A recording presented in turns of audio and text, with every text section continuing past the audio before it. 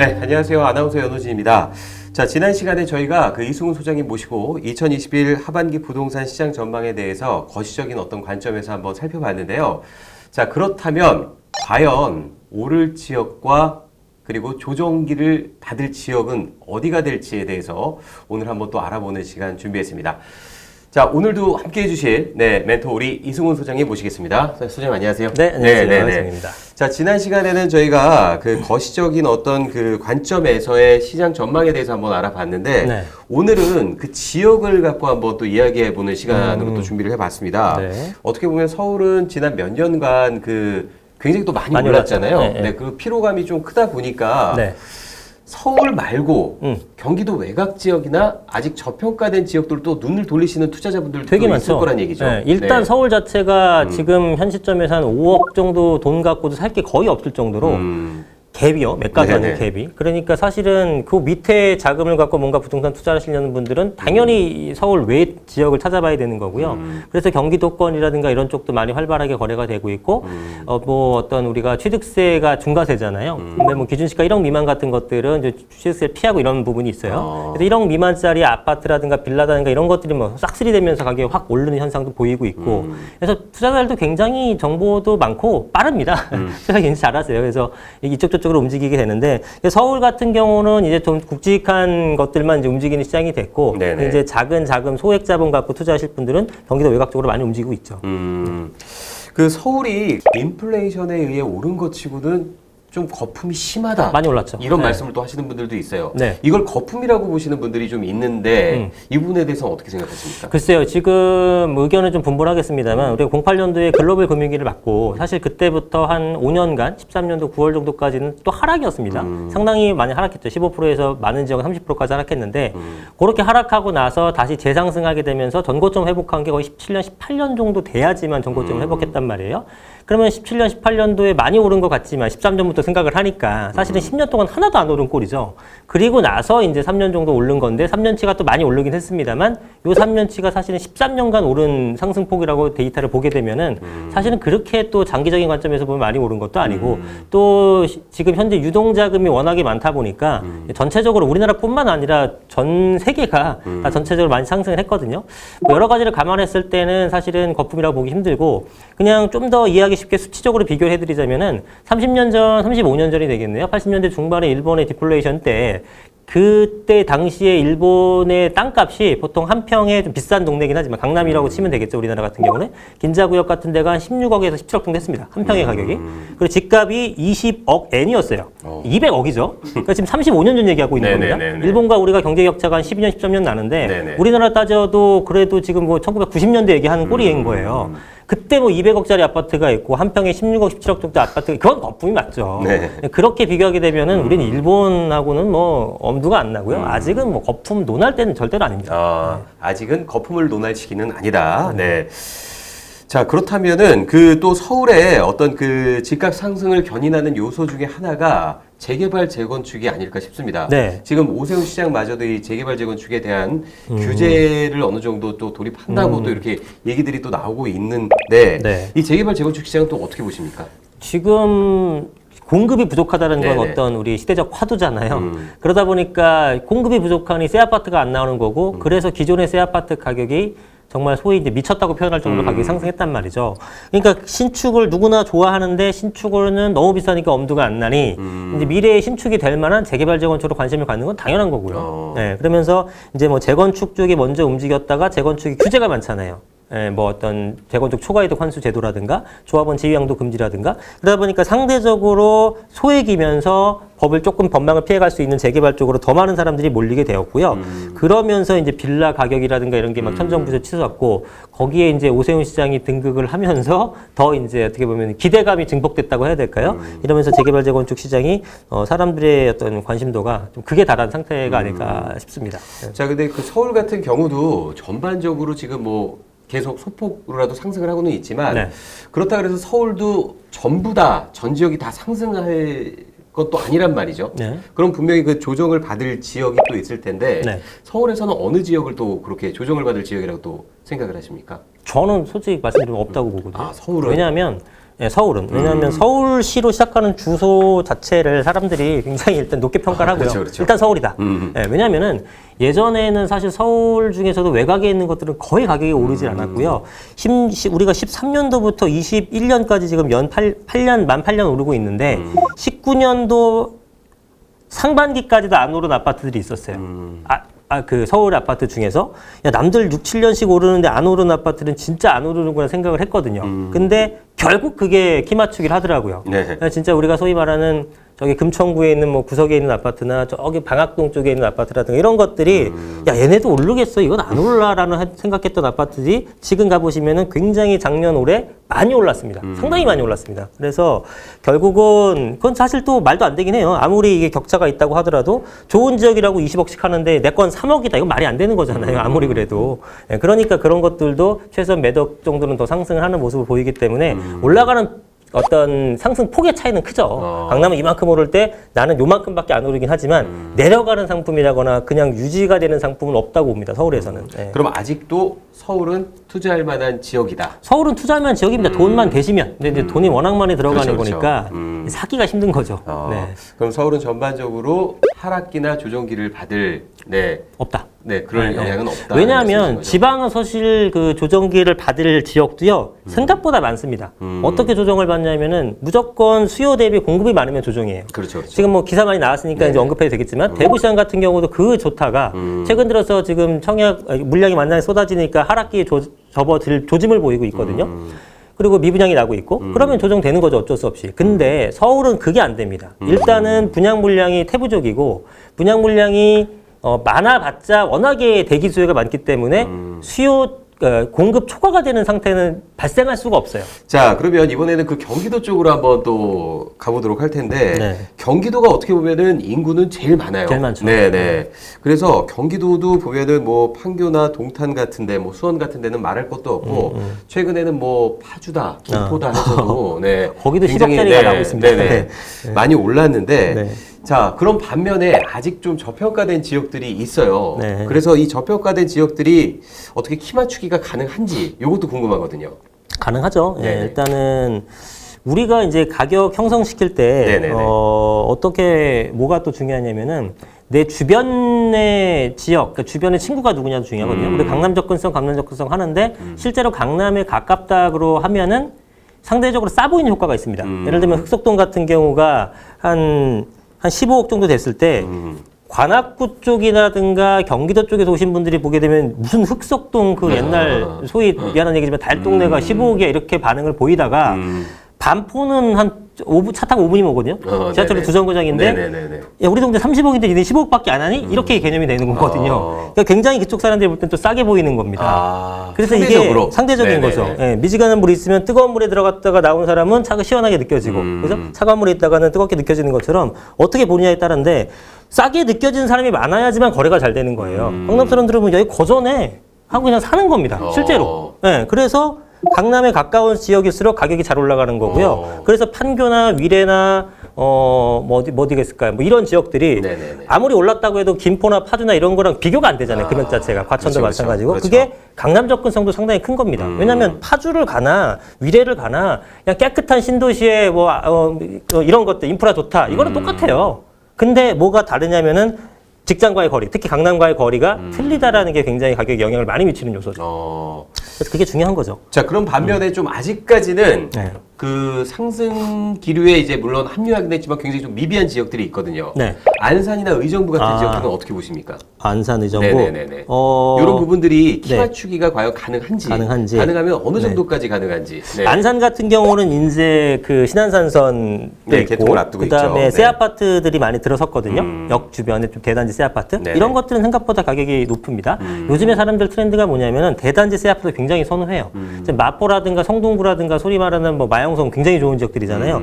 이런 것들이 2000년대 초반에 한 20년대 아파트들의 가격이 30평대 기준했을 때 13억 내외 14억 정도 요 정도 합니다. 근데 요즘에 광교는 뭐 20억까지도 얘기했고 네네네. 용인, 수원, 동탄 뭐 이런 애들이 15억이 넘겼단 말이에요. 실거래가로. 네네네. 그게 사실 말이 안 되는 거거든요. 예전 같았으면 이런 일이 발생할 수가 없는 건데 지금 실제로 발생했어요. 네네. 발생한 거는 뭐냐면 그만큼 사람들이 신축 대단지를 많이 선호한다라는 거겠죠. 그래서 안산 쪽도 신축 대단지 같은 거는 생각보다 가격이 굉장히 강해져 있고요. 그 여파가 이제 그게 가격이 높아지게 되면은 그 주변의 구축까지 영향을 미치게 되는데 그 영향력은 조금 길게 걸리고 또 상승 여력은 조금 적긴 하겠죠. 그래서 외곽으로 갈수록 이런 신축 위주로 구입을 하시는 게 좋습니다. 서울은 이거는 다 상관없어요. 신축은 워낙 모자라고 구축도 수요에 비해서 워낙 모자라기 때문에 다 오르는 거고 네네. 지방으로 갈수록 내지는 좀 외곽으로 인지도가 떨어지는 지역으로 갈수록 새 아파트라든가 이런 것들에 대한 수요가 있지만 그거보다 외곽으로 가게 되면 사실 이제 점점 수요가 딸리게 되니까 상승이 여력이 적거든요. 자, 신축이 이렇게 들어서게 되면은 그 신축의 가격이 네. 구축들을 또 견인 견인하죠. 상승한다고 네. 또 얘기하시는 분들이 견인하는데 이제 네네. 견인력이 좀 약한 거예요. 예를 들면은 새 아파트가 한 10억 정도 한다. 네네. 그러면 5억에 있던 구축 아파트가 한 7억 정도라든가 이렇게까지 끌어올릴 수는 있겠죠. 예, 끌어올릴 수는 있는데 지방에 있는 이제 이런 것 말고 지방에 있는 것들은 뭐 보통 한 3, 4억 정도 하는 그 아파트들이 재건축을 해갖고 한 7억, 8억 정도 갔다. 그러면 기존에 있는 3억, 4억짜리 구축 아파트가 올라가는 폭이 그렇게 높지가 않다는 거죠. 서울 같은 경우는 폭이 이만하지만 25억, 30억씩 하지만 얘네들은 그렇게 비싸지 않으니까 지방으로 갈수록 새 아파트 대단지 위주로 구입하는 게 굉장히 중요한 거고요. 의정부 시장 같은 경우는 저는 나쁘지 않게 봐요. 네, 왜냐하면 지금 의정부가 놀랍게도 작년에 한 이맘때 한 1년 전만 하더라도 한 2천만 원 정도면은 투자할 수 있는 상품들도 있었거든요. 뭐 지금은 뭐 어느 정도 올랐기 때문에 없겠지만 의정부도 마찬가지 개념이에요. 지금 거기서 쭉 또 내려오게 되면 노원구라든가 도봉구 쪽이잖아요. 사실은 예전에는 동북권 쪽이 워낙에 가격이 약했죠. 그렇죠. 예, 거기 뭐 해봤자 새 아파트 분양을 3년 전에 분양했던 게 5억 6천, 5억 5천 했었으니까. 근데 그런 것들이 지금 한 14억, 15억 하거든요. 어마어마하게 피가 붙은 거죠. 그러면은 그 상계 뉴타운이라든가 노원구에 있는 그 상계 주공 아파트들의 가격이 지금 무서운데 얘네들의 가격이 엄청나게 올라가지면 상대적으로 의정부가 또 저렴하게 보이는 거예요. 네, 그래서 얘네들까지 영향을 그 이론이 미치면서 또 여기에 또 접목이 되네요. 다 접목됩니다. 네. 예, 실제로 다 이렇게 움직여요. 그래서 얘네가 중심부에 있는 친구들이 잘 올라주면은 나도 혜택을 보는 형태가 되는데 다행스럽게 동부권이 잘 올라주고 있기 때문에 의정부까지 이게 언제 갈지 모르겠지만 이제 서서히 움직임이 있지 않나라고 판단해서 의정부 쪽에 소액으로 투자해 놓으셔도 나쁘지 않다고 봅니다. 그 옆에 인접한 친구가 누구냐에 따라서 영향을 받을 수밖에 굉장히 없는 거군요. 크죠. 네, 굉장히 큽니다. 네. 그러면 아직까지 그 무주택자 같은 분들은 이렇게 또 경기권에 약간 좀 저평가되어 있는 지역들을 네. 한번 이렇게 노려보시는 것도 좋죠. 괜찮다. 예, 서울에 네. 어차피 한 번에 입점할 수 있는 사람은 그렇죠, 거의 그렇죠. 없기 때문에 네네. 예, 경기권에 한번 들어가셔서 구입하시게 되면 좋죠. 네네네. 자, 그리고 아까 그 조정을 받을 그 지역 같은 경우에 대해서는 네. 그 물량에 대해서 얘기를 하셨는데 네네. 자, 또 인천은 빼놓고 얘기할 수가 또 없습니다. 인천, 네, 네. 인천 부동산 시장 같은 경우. 자, 제가 예전부터 좀 궁금했던 게 뭐냐면 인천은 그 도시 가운데서도 네. 그러니까 시 가운데서 어떻게 보면은 서울과 부산 그 다음이 또 인천이란 말이죠. 그렇죠. 네. 그런 반면에 인천은 왜 이렇게 그 가격이 저렴한지, 네. 물론 오른 지역은 또 올랐겠지만, 아직까지도 저렴한 데는 뭐 보니까 1, 2억 안팎으로도 살 수 있는 지역들이 꽤 있는 되게- 것 같더라고요. 되게 싸더라고요. 네네. 그래요. 일단 인천 시장이 전체적으로는 가격이 높지 않습니다. 우리가 생각하는 인천의 어떤 인지도라든가 입지적 장점에 비해서는 낮은 편인데, 뭐 송도라든가 이런 쪽은 사실 가격이 높은 편이고요. 예, 거기는 이제 새롭게 개발된 것이니까. 그리고 새 아파트, 인천의 새 아파트 같은 것도 7억대까지는 갑니다. 전세도 한 5억대 정도 하고. 그래서 역시나 이쪽도 새 아파트 시장은 굉장히 강세를 보이고 있고, 개발이 어느 정도 뭐 완료된 건 아니지만 좀 깨끗한 신도시로서 개발된 송도 지역도 가격이 높잖아요. 부산도 사실은 가보게 되면 평균적인 가격이 이제 높은 건데 부산도 상당히 이원화돼 있습니다. 양극화돼 있다라는 거예요. 뭐 해운대구에 좀 있는 아파트들은 뭐 어마무시한 가격을 형성시키고 있고, 예, 뭐 수십억씩 하는 것들도 많고요. 반면에 부산에서 유명하지 않은 지역의 그냥 구축 아파트 같은 것들은 뭐 기준시가 1억 미만이라서 이번에도 뭐 한동 많이들 사러 갔다 뭐 이런 얘기 하는 것처럼 네네네네. 아직도 저렴한 것들이 많단 말이죠. 어. 단지 그 차이라고 봅니다. 일단 부산은 좀 새 아파트들이 좀 더 많이 개발이 되었고 인천은 아직은 개발이 덜 됐어요. 그래서 개발이 되기만 하게 되면 인천도 가격이 좀 많이 올라가지 않을까라고 이제 생각을 하는 거고요. 이제 부산은 그 부산 그 지역 저도 뭐 임장 가는데 굉장히 그들만의 어떤 성처럼 이렇게 형성된 시장이 있습니다. 예, 그 굉장히 고층 아파트가 있는 것들. 예, 거기는 이제 뭐 사실 너무나 비싼 것들이고 그거를 빼게 되게 되면은 평균가에서도 인천하고 크게 차이 안 날 거라고 봐요, 저는. 예, 그렇기 때문에 인천 시장도 이제 뭐 부산도 마찬가지고 인천도 마찬가지고 우리나라 제2, 3의 도시라고 할 수 있기 때문에 가격은 상승할 거고 단 이런 시장에서는 새 것들 위주로 주로 많이 올라갈 것이다라고 이제 보시면 되죠. 그 물량에 대해서 아까 말씀을 하셨는데 네. 보면은 그 김포부터 시작을 해서 그 검단 쪽, 네. 이쪽은 아직까지도 지금 짓고 있고 네. 들어설 아파트들이 꽤 많죠. 많을 걸로 예측이 네. 되거든요. 네. 그럼 이쪽 지역 같은 경우는 새 아파트들이 들어선다고 하더라도 가격 상승에 있어서는 어느 정도 좀 제한이 걸리지 않습니까? 일시적으로는 네네네. 일시적으로는 물량 막 쏟아붓으면은 어디든 재간은 없어요. 네네네. 그래서 일시적으로는 그렇지만 결국 그게 뭐 미분양이 나거나 그러진 않습니다. 결국 다 해소가 되고 그 시점까지 기다리게 되면 그때부터 다시 상승을 하게 마련이거든요. 네네네. 그래서 인천에 있는 분들이 검단이라든가 이런 쪽에 내년부터 물량 입주 물량 많은데 어떻게 팔아야 돼요 이런 분들도 있는데요. 그렇지 않으셔도 되고요. 예, 갖고 있다가 일시적으로 내년이나 뭐 이런 시장에서 일량이 일거에 쏟아질 때 네네. 이때는 조금 주춤할 수 있어요. 그것만 지나가면 됩니다. 한 2, 3년만 지나가게 되면은 네. 다 같이 오르는 시장이 되고 검단 쪽이 정말로 깔끔한 새 아파트에 들어서게 되면서 오히려 가격을 좀 선도를 해주면 그럼 인천도 좋은 거예요. 오히려 더. 네, 그래서 이거는 시간의 문제인 거지. 그 일시적인 그 타이밍에만 안 팔면 된다. 네. 네. 박모 과장님 일시적으로 그 시기만 잘 피하면 된다고 하니까요. 네. 계속해서 잘 보유하시기 바라겠습니다. 자, 그럼 반면에 그 수도권 네. 중에서도 그 비규제 지역이 있단 말이죠. 네. 요런 지역들은 우리가 이전에는 그 무주택자 분들에 대해서 좀 얘기를 했었는데 네. 그 투자 물건을 또 찾으시는 분들 중에 한 채는 내가 살아야 되니까 그렇죠. 한 채 정도를 투자 물건으로 좀 봤으면 하는데 아무래도 그 규제 지역 같은 경우는 그 취득세라든지 양도세라든지 이런 부분이 조금 좀 세다 보니까 비규제 지역 쪽으로 좀 눈길을 돌리시는 분들이 좀 있는 것 같더라고요. 자금력이 네네. 있으신 분들은 조정 대상으로 2개를 하시라고 말씀드리고 싶고요. 하나는 뭐 조정 대상에 실거주를 했다. 네네네. 추가적으로 하나는 더 하셔도 됩니다. 그러니까 취득세가 이제 8%니까. 네네네. 근데 조정 대상 지역이 웬만하면 평균가가 9억, 10억 하기 때문에 보통 3%, 2% 세금이거든요. 그러면 한 5, 6%더 내는 거긴 한데. 낼 거 내더라도 그 왜냐하면 차이가 크다 보니까. 그렇죠. 이 부분에 있어서 일단 취득세 부분은 나중에 양도세 필요 경비로 또 산입이 되니까 네네네. 실제로 5, 6%보다는 또 2, 3%좀 깎이는 개념도 있는 거예요. 세금을 그만큼 덜 내는 거니까 나중 문제긴 하지만.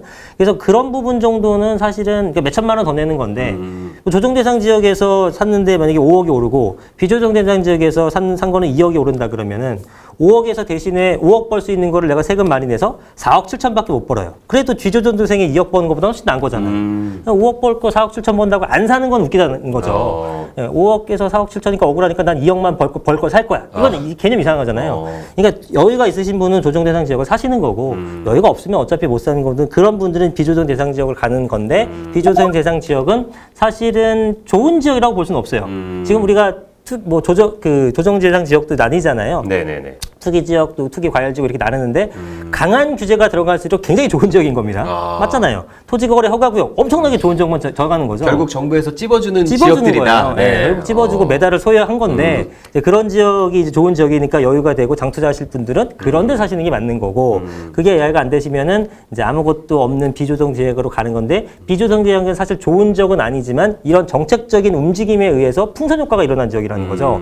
그러면은 사실 이 정책이라는 게 여러분들이 착각하는 게 뭐냐면은 영원할 걸로 보는데요. 이건 얼마든지 변동이 됩니다. 지금 지난 4년간 정책적 변화가 얼마나 많았습니까? 그렇죠. 그럼 내년에 뭐 이제 대권에 만약에 어떻게 될지 모르겠지만 뭐 바뀌거나 한다 그러면 정책도 180도 바뀔 수 있거든요. 그러면은 사실은 뭐 어떻게든 변할지 모르기 때문에 이런 비조정 대상 지역 같은 경우는 내재 가치가 사실은 좋은 거는 아닌 지역이라서 이거는 치고 빠지고를 좀 잘해야 됩니다. 그냥 장투할 만한 것들이 아니죠. 지금 움직임으로서는 움직임이 있지만 흐름을 보고 나중에 이렇게 바뀌면 이게 그 동네 왜 샀어? 이렇게 될 수도 있는 거거든요. 그래서 사는 건 좋은데 빠질 것들을 미리 잘 계획을 하고 그런 것까지 한다 그러면은 얼마든지 뭐 투자는 하셔도 될 거는 같아요. 그렇다면 그 눈여겨 보시는 수도권 그 비규제 지역 중에서도 여기 조금 괜찮은 것 같더라. 수도권 있을까요? 쪽에서는 네네. 별로 없는 것 같아요. 그러니까 비조정 대상 지역 자체가 워낙에 없기 때문에 그렇죠. 거의 읍면 지역밖에 안 남아서 자, 그럼 그 조정 대상 지역이라든지 그 규제 지역에 맞닿아 있는 그 비규제 지역이 있단 네, 말이죠. 그렇죠. 경계선 하나로. 그렇죠. 이런 지역들에 대한 투자는 어떻게 보십니까? 좋죠. 그런 것들은 좋습니다. 보통 그런 것들이 풍선 효과가 많이 일어나는 지역인데 토지거래 허가구역으로 지정됐을 때도 삼성동이라든가 이런 잠실동이라든가 이럴 때도 네네네네. 그 주변 지역으로 굉장히 많이 거래가 있었었고 조정 대상 지역도 마찬가지가 되죠. 그래서 실제로 사실은 길 하나 차이니까 거기나 여기나 정책적으로 나눠졌지만 그 주변의 어떤 인프라 구성이라든가 환경 같은 건 틀린 게 아니잖아요. 그런데 얘는 조정을 받고 얘는 조정을 안 받아서 혜택을 받는다라고 한다면 당연히 많은 사람들이 관심을 갖게 되는 거고요. 재개발 구역도 재개발 구역 살짝 벗어난 지역들도 거래가 많습니다. 예, 그런 것들처럼 그게 실제로 나중에 여기가 또 개발이 되는지 여부를 떠나서 그렇게 경계에 있는 것들은 사람들이 일단 관심이 많아요. 관심이 많다라는 것 자체가 가격을 올리는 요소이기 때문에 충분히 그런 것들 고려해 볼 만한 지역이라고 봅니다. 아무래도 그 비규제 지역의 장점은 어떤 중과세로부터 좀 자유로울 수 자유롭죠. 있다는 네. 거 아니겠습니까? 그렇죠. 네, 그래서 취득세부터 보유세 그리고 팔 때 어떤 양도소득세까지 네. 좀 세금이 덜 붙는다는 좀 네. 장점이 있는 것 같은데 큰 장점이죠, 지금까지. 이런 부분들 잘 참고하셔서 여러분 슬기로운 내 집 마련과 투자 생활 하시길 바라겠습니다. 자, 저희는 다음 시간에 이승훈 소장님 모시고 더 좋은 내용과 콘텐츠로 또 여러분 찾아뵙도록 하겠습니다. 시청해주신 여러분 감사합니다.